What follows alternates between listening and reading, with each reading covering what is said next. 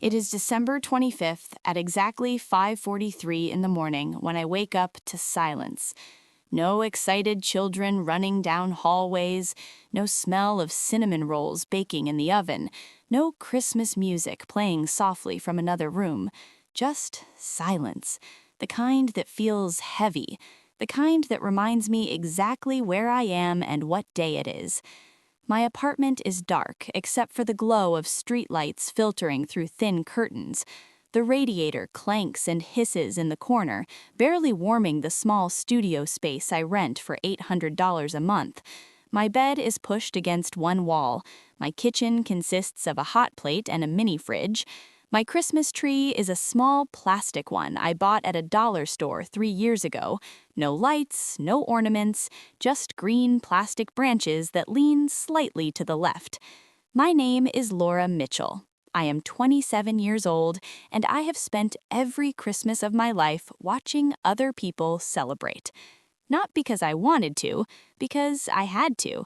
I grew up in foster care. 11 different homes between the ages of 6 and 18. Some houses were better than others, some were worse, but none of them ever felt like home, especially not at Christmas. Christmas in foster care is complicated. People talk about it like it's magical, like every child deserves a perfect holiday, but the reality is messier. Foster parents get extra funding during the holidays. Some use it to make Christmas special, others pocket it and do the bare minimum. I learned early which kind of home I was in. My first Christmas in the system, I was 7 years old. I'd been removed from my biological mother's home 3 months earlier. Drug addiction, neglect, the kind of situations social workers write reports about in careful, clinical language. The foster family I stayed with that year had 3 biological children, 2 boys and a girl, all younger than me. On Christmas morning, they woke up to piles of gifts under a massive tree. Bikes, dolls, video games, electronics, wrapping paper covered the living room floor. I sat on the couch in my donated pajamas and watched. The foster mother handed me a small gift bag. Inside was a coloring book and a box of crayons, the kind you get in restaurant kids' menus. "Merry Christmas, Laura," she said, smiling. I said thank you, because that's what you're supposed to say, but inside I felt invisible. That became the pattern. Every Christmas, every home.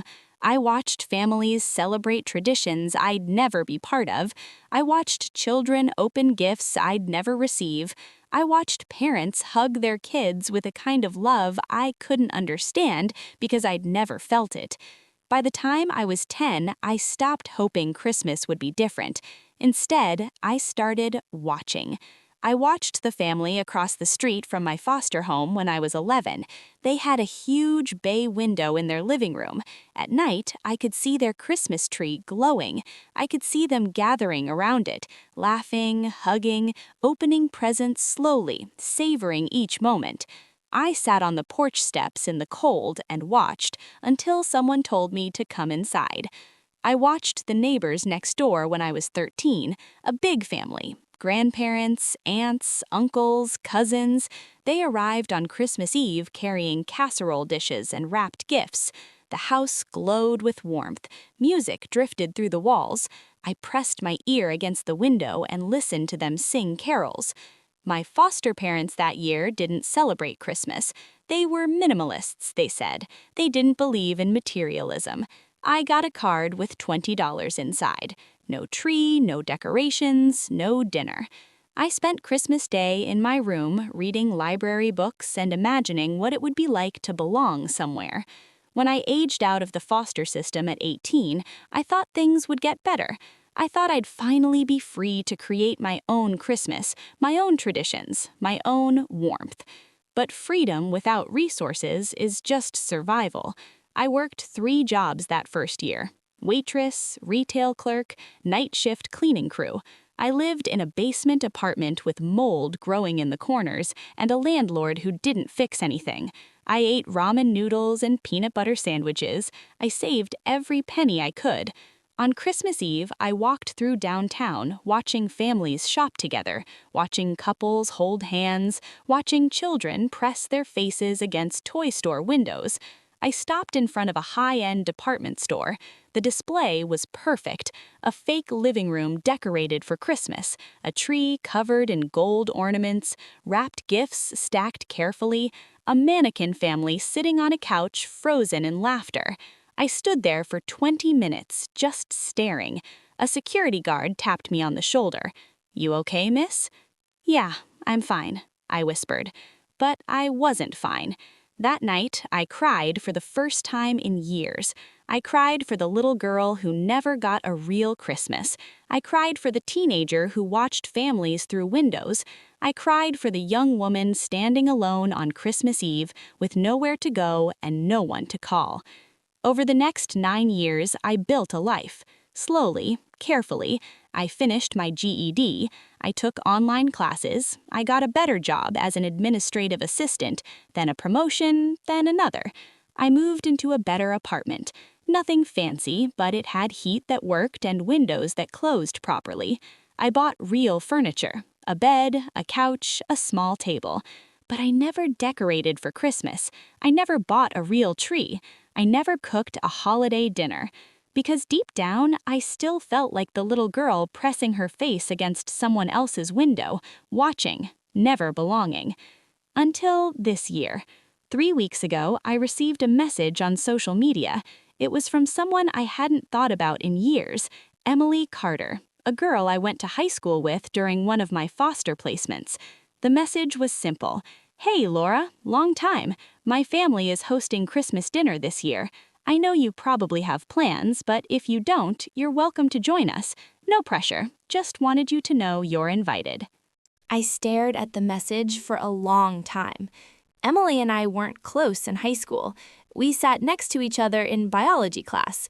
We worked on one group project together. We were friendly, but not friends. She didn't know my story. She didn't know I was in foster care. I kept that hidden from everyone. But she remembered me, and she invited me. I typed and deleted responses for an hour. "Thanks, but I have plans. I appreciate it, but I'll be busy. That's really kind, but I'm okay." Finally, I sent, "Are you sure? I don't want to intrude." Her response came within minutes. "You're not intruding. Please come. We'd love to have you. Christmas is about being together. No one should be alone." I closed my phone and cried. For 3 weeks, I debated whether to go. Part of me wanted to, desperately. The other part was terrified. Terrified of being the outsider again. Terrified of watching another family's Christmas from the sidelines. Terrified of not knowing how to belong. But yesterday, December 24th, I made a decision. I bought a pie from the grocery store, apple, the kind in a plastic container that you heat in the oven. I wrapped it carefully in aluminum foil. I put on my best sweater, dark green with tiny snowflakes. I brushed my hair, put on a little makeup, and I drove to Emily's house. The address led me to a neighborhood I'd never been to before. Small houses, decorated lawns, lights strung along roof lines, cars parked in driveways. The kind of neighborhood where people know their neighbors' names. I parked across the street and sat in my car for 10 minutes, my hands gripping the steering wheel. "You can do this," I whispered to myself. "You're 27 years old. You can walk through a door." I grabbed the pie and stepped out into the cold. Emily's house was small but glowing. Warm light spilled from every window. A wreath hung on the front door. A plastic snowman stood in the yard, slightly deflated but smiling. I knocked softly. The door opened immediately. Emily stood there, smiling wide, wearing a red apron covered in flour. "Laura," she said, pulling me into a hug before I could react. "You came! I'm so glad you're here." She smelled like cinnamon and sugar. Her hug was warm, real. "I brought pie," I said awkwardly, holding it up. "You didn't have to do that," Emily said, taking it. "But thank you. Come in. It's freezing out there." I stepped inside. The house was small, lived in. A Christmas tree stood in the corner, covered in mismatched ornaments, handmade ones, old ones, the kind collected over years.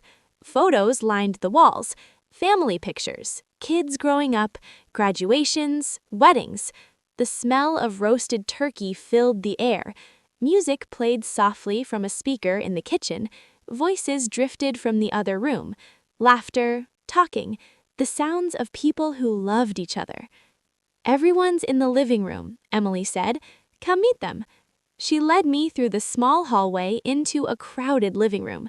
Her parents sat on the couch. Her two younger brothers were on the floor playing a card game. Her grandmother sat in a recliner, knitting something red and green. A few cousins sat scattered around the room. "Everyone, this is Laura. We went to high school together." They all turned to look at me. I froze, my heart pounding. Then Emily's mother stood and smiled. "Laura, welcome. We're so happy you could join us. Can I get you something to drink? Coffee? Hot chocolate?" Hot chocolate sounds nice," I said quietly. "Perfect," she said. "Emily, show her where to sit. Dinner will be ready in about 20 minutes." Emily guided me to a spot on the couch between her grandmother and one of her cousins. Her grandmother looked up from her knitting and smiled. "You're the biology partner," she said. I blinked. "You remember that?" "Emily talks about you," the grandmother said. "Said you were the smartest one in the class. Said you saved her grade on that frog dissection project." I laughed softly. "I just helped a little." "She failed every other science class," the grandmother said, winking. "You did more than help." For the next 20 minutes, I sat on that couch, surrounded by people I didn't know, and felt something I hadn't in years. I felt included. Emily's mother brought me hot chocolate in a mug with a snowman on it. Her younger brother asked me if I wanted to play cards. Her cousin showed me photos of her new puppy. Her father asked me what I did for work and seemed genuinely interested in my answer. They didn't ask about my family. They didn't ask where I was from. They didn't ask why I was alone on Christmas. They just welcomed me. At 6:30 p.m., Emily's mother called everyone to the table. It was a fold-out table in the dining room, extended as far as it could go. Chairs were mismatched, plates were different patterns, but it was set carefully, lovingly. I sat between Emily and her cousin.